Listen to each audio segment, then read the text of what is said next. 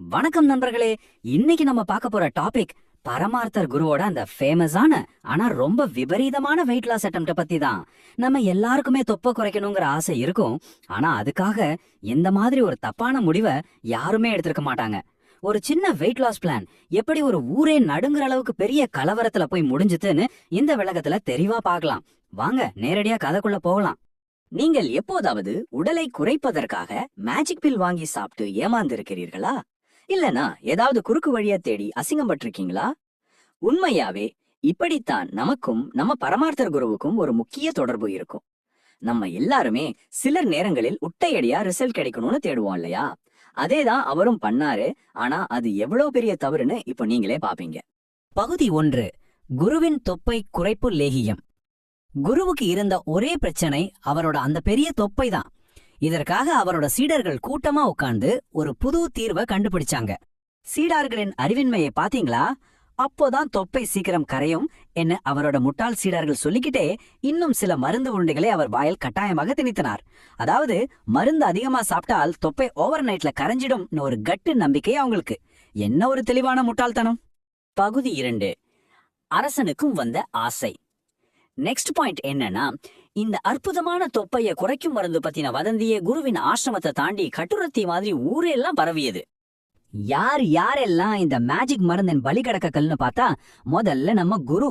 அப்புறம் அவரை லேகியம் சாப்பிடுவதை கேள்விப்பட்டு நமக்கும் தொப்பை கரைய தோணும் ஆசைப்பட்ட ஊர் மக்கள். கடைசியா அந்த நாட்டு அரசனும் கூட. ஆமா, அரசனுக்கும் பெரிய தொப்பை இருந்ததால் அவனும் இந்த ஸ்பெஷல் லேகியத்தை வாங்கி சாப்பிட்டு விட்டான். ஒரு அறிவில்லாத ஐடியா எப்படி செயின் ரியாக்ஷன் மாதிரி போய் பெரிய இடத்தையே காலி பண்ணிடுச்சுன்னு கவனிச்சிங்களா? பகுதி 3. ஏரிக்கரையில் நடந்த அவலம். மருந்து உள்ள போனதுதான் தாமதம். நேரம் செல்ல செல்ல பிரச்சனை ஆரம்பமாயிடுச்சு. எல்லோருக்கும் வயிற்ற குடுகுடுன்னு கலக்க ஆரம்பித்தது.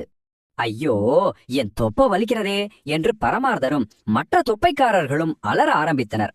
இத சிம்பிளா சொல்லணும்னா, தொப்பை கரைச்சல் லேகியம்னு நினைத்து கண்டதையும் சாப்பிட்டதால் அனைவருக்கும் நான் ஸ்டாப் வயிற்றுப்போக்கு ஏற்பட்டு விட்டது. ஊர்ல இருக்க எல்லோரும் விழுந்தடிச்சு கொண்டு ஏரிக்கரைக்கு ஓடினார்கள். ஒரு நிமிஷம் யோசிச்சு பாருங்க. அரசன், குரு, மக்கள்னு எல்லோரும் ஒரே நேரத்துல கை கால் புரியாமல் ஏரிக்கரையை நோக்கி ஓடும் அந்த சிரிப்பான காட்சியை. பகுதி 4. சிறையில் கிடைத்த தண்டனை.